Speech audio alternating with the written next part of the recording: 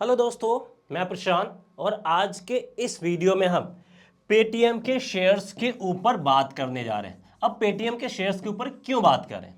क्योंकि last 8 trading sessions की अगर हम बात करें तो उसमें से 6 ट्रेडिंग सेशंस में पेटीएम ने अपर सर्किट पे क्लोजिंग दिया है। अपर सर्किट को हम यूसी से डिनोट कर देते हैं।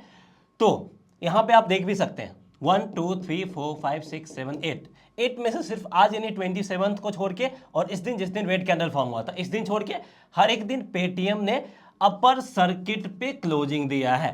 अब कुछ लोग सोच रहे हैं कि अगर हम पेटीएम के शेयर्स को यहाँ पे या फिर यहाँ पे बाई कर लेते यानी यहाँ पे अगर हम एंट्री कर लेते तो आज हमें आसानी से सिर्फ कुछ दिनों में 30 से 50% का प्रॉफिट मिल जाता। और यहाँ पे लालच के कारण कुछ लोग क्या सोच रहे हैं कि अगर हम इस लेवल पे भी पेटीएम के शेयर्स में एंट्री कर लेंगे तो हमें इसी तरह का प्रॉफिट अगले कुछ दिनों में मिल सकता है। तो मैं आपको कंप्लीट एनालिसिस करके बताऊंगा कि क्या इस लेवल पे पेटीएम के शेयर्स में एंट्री करना हमें प्रॉफिट बना के देगा या फिर यहां पे एंट्री करने से हम ट्रैप में फंस जाएंगे। और ये मैं आपको पूरा एनालिसिस करके बताऊंगा ताकि अगर यहां पे कोई ट्रैप हो तो आप उस ट्रैप से बच सके और आपका नुकसान होने से बच सके। और अगर यहां पे कोई प्रॉफिट अपॉर्चुनिटी है तो उस प्रॉफिट अपॉर्चुनिटी को आप मिस भी ना करो। तो मैं आपको पूरा एनालिसिस बताऊंगा, बस हमारे साथ इस वीडियो में लास्ट तक बने रहना है।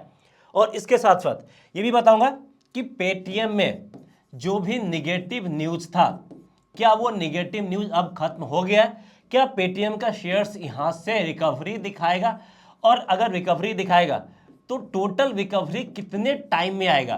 तो ये सब कुछ मैं आपको बताऊंगा। यानी पेटीएम के शेयर से रिलेटेड जितने भी क्वेरीज होंगे, जितने भी क्वेश्चंस होंगे, उन सारे क्वेश्चंस को हम आंसर करने की कोशिश करेंगे ताकि आप एक बेहतर वेल इन्फॉर्म्ड डिसीजन ले सके।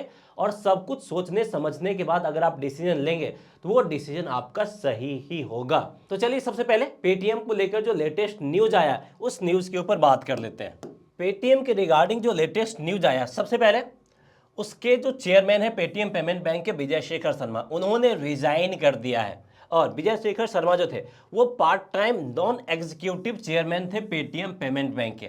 और पेटीएम पेमेंट बैंक के बोर्ड में कुछ मेजर कॉन्स्टिट्यूशनल चेंज किया गया। अब ये क्या कॉन्स्टिट्यूशनल चेंज किया गया ये भी आपको समझने की जरूरत है। तो चलिए ये भी मैं आपको बता देता हूँ ताकि आप एक बेहतर डिसीजन ले सके। तो यहाँ पे कुछ इंडिपेंडेंट डायरेक्टर को बोर्ड में ऐड किया गया है।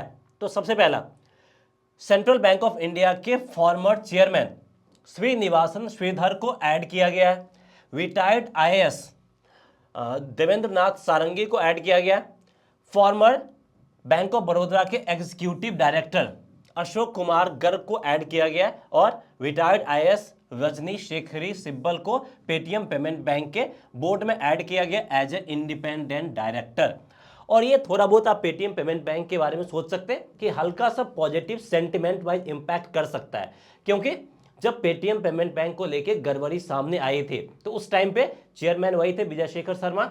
और अब उनका रिजिग्नेशन और बोर्ड में कुछ नए और एक्सपीरियंस मेंबर का ऐड होना पेटीएम पेमेंट बैंक के बारे में थोड़ा सा सेंटिमेंट वाइज पॉजिटिव कर सकता है। तो इसका आगे कितना इंपैक्ट पड़ेगा वो हम देखेंगे। लेकिन अभी भी आरबीआई की बात करें तो आरबीआई काफी क्लियर है। सबसे पहले जो डेडलाइन था वो 29 फरवरी था, उस डेडलाइन को एक्सटेंड करके 15 मार्च किया गया। अब ये डेडलाइन किस चीज को लेके है कि पेटीएम पेमेंट बैंक में जो भी आपका सैलरीड अकाउंट है, पेंशन अकाउंट है, सब कुछ को दूसरी जगह शिफ्ट कर लीजिए क्योंकि 15 मार्च के बाद पेटीएम पेमेंट बैंक ऑपरेशनल नहीं रहेगा। पूरा का पूरा इसका सिस्टम बंद हो जाएगा। चाहे आप इसके जरिए ईएमआई पे करते हो या फिर ओटीटी सब्सक्रिप्शन है या फिर आपका फास्टैग है, हर एक जगह से ये आपका सर्विस इसका बंद होगा और आपको सर्विस अपने दूसरे जगह स्विच करना होगा। और कस्टमर्स के कन्वीनियंस के लिए आरबीआई ने 15 डेज का टाइम पीरियड दिया है। अब यहाँ पे एक चीज हो सकता है कि ये 15 मार्च को लेके एक्सटेंशन आ सकता है और 31 मार्च भी हो सकता है। लेकिन अल्टीमेटली पेटीएम पेमेंट बैंक का सर्विस आपका अगले 1 महीने में या 2 महीने में बंद जरूर होगा और लोगों को दूसरे जगह स्विच करना पड़ेगा। पेटीएम का क्या क्या सर्विस कंटिन्यू रहेगा उसको लेके भी आरबीआई का गाइडलाइंस है। तो सबसे पहले पेटीएम का जो क्यूआर कोड है जिसपे हम लोग स्कैन करते हैं, यानी यूपीआई इसका चलता रहेगा, यूपीआई में कोई दिक्कत वाली बात नहीं, वो कंटिन्यू रहेगा। इसका जो साउंड बॉक्स सिस्टम है वो चलता रहेगा और कार्ड वाला जो कार्ड मशीन है वो भी इसका चलता रहेगा। बेसिकली बंद क्या होगा? बंद होगा आपका पेटीएम पेमेंट बैंक और आपका इसका जो वॉलेट है, ये 2 सर्विस बंद हो जाएगा और इस 2 सर्विस का मेजर इंपैक्ट इसके रेवेन्यू पे भी देखने को मिलेगा। अब इससे इंपैक्ट क्या होगा? तो सबसे पहला और तगड़ा इंपैक्ट होगा इसके रेवेन्यू के ऊपर, क्योंकि इसका रेवेन्यू डिप होगा। और कितना डिप होगा? According to research done by brokerage firm और रेटिंग एजेंसी 21% के करीब का रेवेन्यू में डिप देखने को मिल सकता है पेटीएम के रेवेन्यू में। कब?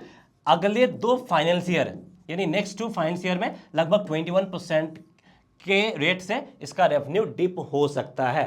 तो जब इसका रेवेन्यू डिप होगा और जब ये क्वार्टरली रिजल्ट में ये चीज शो करेगा तो पेटीएम का शेयर्स और तेजी से गिरेगा, यानी इसके ऊपर जो नेगेटिव इंपैक्ट है वो नेगेटिव इंपैक्ट हमें आगे भी देखने को मिलेगा, ये आपको मान के चल लेना है। तो अब पेटीएम का शेयर्स ये जो रिकवरी दिखाया है, क्या ये रिकवरी सस्टेनेबल है? क्या ये रिकवरी टिकेगा या फिर नहीं टिकेगा? और ये रिकवरी आया क्यों है, ये हम फाइंड करते हैं। तो यहां पे मैं आपको क्लियर कर देना चाहूंगा, थोड़ा ध्यान से समझना है। यहां पे आपको पेटीएम का जो हाल था 15 फैब को, 15 फैब को जो पेटीएम के लिए जितना नेगेटिव न्यूज था, आज यानी 27 फैब को पेटीएम के लिए स्टिल उतना ही नेगेटिव न्यूज है। पेटीएम के लिए कुछ भी ऐसा पॉजिटिव नहीं आया जिससे पेटीएम ने इतना बाउंस बैक दिखाया। अब ये बाउंस बैक क्यों दिखाया? इस बाउंस बैक के पीछे का कोई भी लॉजिक नहीं है, सिर्फ एक सेंटिमेंट वाइज इंप्रूव हुआ है, अदरवाइज कोई भी पॉजिटिव न्यूज नहीं है इस बाउंस बैक के पीछे। अब इस बाउंस बैक को हम समझे कैसे? तो इस बाउंस बैक को मैं आपको एक बेहतर एग्जांपल के थ्रू समझाता हूं। यहां पे हम आ जाते हैं यस बैंक के ऊपर। यस बैंक में भी याद हो इसी टाइम पे क्या न्यूज आ रहा था कि एसबीआई इसका 49% के करीब स्टेक उठा लिया, और वो उठाया भी था। तो इससे यस बैंक के वर्किंग कल्चर को लेके कोई मेजर चेंजेस नहीं था, बैलेंस शीट में कोई मेजर चेंजेस नहीं था, बस जो स्टॉक्स था वो एसबीआई ने उठाया था। और वही सेंटिमेंट वाइज क्या हुआ था, प्राइस आपका 20 रुपीज से ऊपर जाके 90 रुपीज के करीब चला गया था। अब जो लोग ऊपर के लेवल पे बाई करके फंस गए, क्या प्राइस कभी इतना आया? नहीं आया, और वो लोग ट्रैप में फंस गए और उनके पास एग्जिट करने का बस एक ही रास्ता था कि मेजर लॉस में उनको एग्जिट करना पड़ा, या फिर जो लोग बने हुए अभी तक शायद बने भी हो सकते हैं। तो सेम तरह का मूव हमें यस बैंक में भी देखने को आया था इसी टाइम पे, जब मार्केट में क्या था, अनसर्टेनिटी बना हुआ था उस टाइम पे, और इसी टाइप का मोमेंटम पेटीएम में भी आया है। तो अब आप समझ गए होंगे कि इस मोमेंटम का क्या मतलब है, और इस मोमेंटम के पीछे कोई भी फंडामेंटल बेसिक नहीं है और कोई भी न्यूज बेस्ड मोमेंटम नहीं है, कुछ भी ऐसा नहीं है कि जो पेटीएम के लिए पॉजिटिव हो गया, बस एक सेंटिमेंट वाइज यहां पे रिकवरी देखने को मिला। और इस रिकवरी में अगर आप ऊपर के लेवल पे एंट्री करते हैं तो यहां पे लगभग 95% चांसेस है कि आप यहां पे ट्रैप में फंस जाओगे, और फिर हो सकता है कि इस लेवल पे कभी पेटीएम आए भी ना, और अगर आ भी जाता है तो अच्छा खासा टाइम रहेगा, 3 से 4 साल, इवन 5 साल से ज्यादा का टाइम पीरियड लग सकता है इस लेवल तक आने में, जो कि यस बैंक के साथ हुआ था। तो ये क्लियरली जो अपसाइड जर्नी है ये आपका एक तरीके से ट्रैप है, और इस ट्रैप से आपको बचना है। अब पेटीएम का बिजनेस कहां कहां पे? सबसे पहले यूपीआई में है, आपका है साउंड बॉक्स में, और आपका है क्यूआर कोड। अब इन्हीं 3 सेगमेंट में ये मार्केट लीडर भी नहीं है, इन 3 सेगमेंट में दिग्गज कंपटीशन दे रहे हैं। सबसे पहला कंपटीशन मिल रहा है इसको फोन पे से, और गूगल भी इस फील्ड में एंट्री करने जा रहा साउंड बॉक्स के जरिए। तो पेटीएम का एक नेगेटिव सेंटिमेंट बना हुआ मार्केट में लेके, उसको लेके कुछ इसके कस्टमर्स या फिर मर्चेंट लूज करेंगे, और जो कस्टमर्स और मर्चेंट लूज करेंगे उसका बेनिफिट फोन पे और गूगल पे को मिल जाएगा। तो यानी इनका मार्केट शेयर और इंक्रीज होगा और पेटीएम का मार्केट शेयर डिक्रीज होगा। तो जो बिजनेस इसके पास बच गया है उस बिजनेस में भी ज्यादा ग्रोथ के स्कोप नहीं है, बस इस बिजनेस को सर्वाइव कर ले वही पेटीएम के लिए बहुत बड़ी बात होगी। यानी पेटीएम के शेयर्स में जहां से भी ग्रोथ आ सकता है फंडामेंटली, वहां पे ऑलरेडी मेजर चैलेंजेस हैं और उस फील्ड में बने रहना मुश्किल है। तो क्या ग्रोथ आसान है? ग्रोथ बहुत ज़्यादा डिफिकल्ट है इसके लिए, और इस लेवल के आसपास भी सर्वाइव करना मुश्किल है। तो इसके लिए अभी सर्वाइवल की बात हो रही है, ग्रोथ की बात तो हो ही नहीं रही, तो सर्वाइवल मुश्किल है। तो इसलिए अभी यहाँ पे अपसाइड मूव के बारे में सोचना एक गलत डिसीजन होगा। अब क्या पेटीएम कभी भी इस लेवल यानी 700 के लेवल पे आ सकता है? अब मैं आपको यहाँ पे बताना चाहूँगा 97% चांस है नो, क्लियर कट नो है, नहीं आ सकता कभी भी। अब मार्केट है, कभी भी कुछ भी हो सकता है, तो 3% यहाँ पे चांसेस हम लेके चल रहे हैं कि वापस से इस लेवल पे आ सकता है। लेकिन अगर सब कुछ सही भी हो जाता है या फिर दूसरे बिजनेस में एक्सपेंशन भी करता है, तो वो यहाँ पे टाइम लगेगा, एटलीस्ट आपका 5 ईयर से ज़्यादा का टाइम लगेगा वापस से इस लेवल पे आने में, या फिर हो सकता है कभी नहीं भी आए। तो यहाँ पे एक अनसर्टेनिटी बना हुआ है।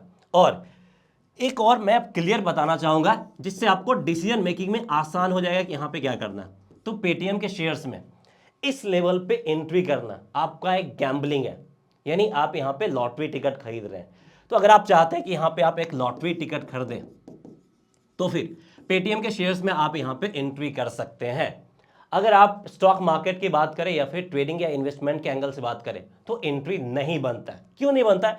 क्योंकि हमारे पास इसी फील्ड में ढेरों ऑप्शंस अवेलेबल हैं जो कि ज़्यादा सेफ है और इससे ज़्यादा सिक्योर है। उसके बावजूद भी अगर आप यहाँ पे एंट्री कर रहे हैं तो ये लॉटरी ही माना जाएगा। अब जो लोग पहले से एंट्री किए हुए हैं, क्या उनको यहाँ पे एग्जिट करना? अगर आप पहले से किसी भी लेवल पे एंट्री किए हैं तो एग्जिट करना ही अभी बेहतर डिसीजन है। अभी पेटीएम के शेयर्स में सिर्फ एक ही काम करना है, एंट्री नहीं करना। एंट्री कर चुके हैं तो क्लियर कट एग्जिट करना, चाहे आप जिस लेवल पे एग्जिट करें, एग्जिट कर लेना और दूसरी जगह स्विच कर लेना।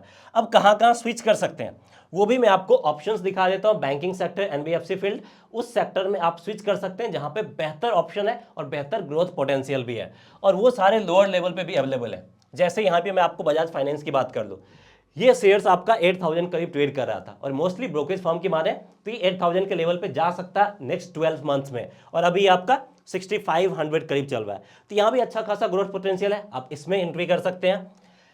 इसी के ट्विंस में आप बजाज फिनसर्व में एंट्री कर सकते हैं, ये भी आपका लोअर लेवल पे अवेलेबल है और यहाँ से भी लगभग ये 2000 से ऊपर के लेवल पे आसानी से जा सकता है नेक्स्ट 1 ईयर में। यहाँ पे ग्रोथ पोटेंशियल है। नहीं तो आपका दिग्गज एचडीएफसी बैंक है, इसमें भी आप भरोसा करके लगा सकते हैं। नहीं तो आप जियो फाइनेंस है वहाँ पे लगा सकते हैं, श्रीराम फाइनेंस है वहाँ पे लगा सकते हैं, एलआईसी हाउसिंग फाइनेंस है वहाँ पे लगा सकते हैं। ढेरों ऑप्शंस आपके पास है जहाँ पे ग्रोथ पोटेंशियल बहुत ज़्यादा है और आप आसानी से बिना बीपी इंक्रीज किए हुए पैसे को ग्रो होता हुआ देख सकते हैं। सो उम्मीद करते हैं कि पेटीएम के शेयर्स में क्या करना है आपको क्लैरिटी के साथ समझ में आ गया होगा और आपके मन में कोई कंफ्यूजन नहीं होगा। तो आपको क्या लगता है कि क्या पेटीएम का शेयर्स यहां से बाउंस बैक करेगा या नहीं करेगा? आपका जो भी ओपिनियन है कमेंट करके जरूर बताएगा। सो दैट्स ऑल, मिलते हैं नेक्स्ट वीडियो में। जय हिंद।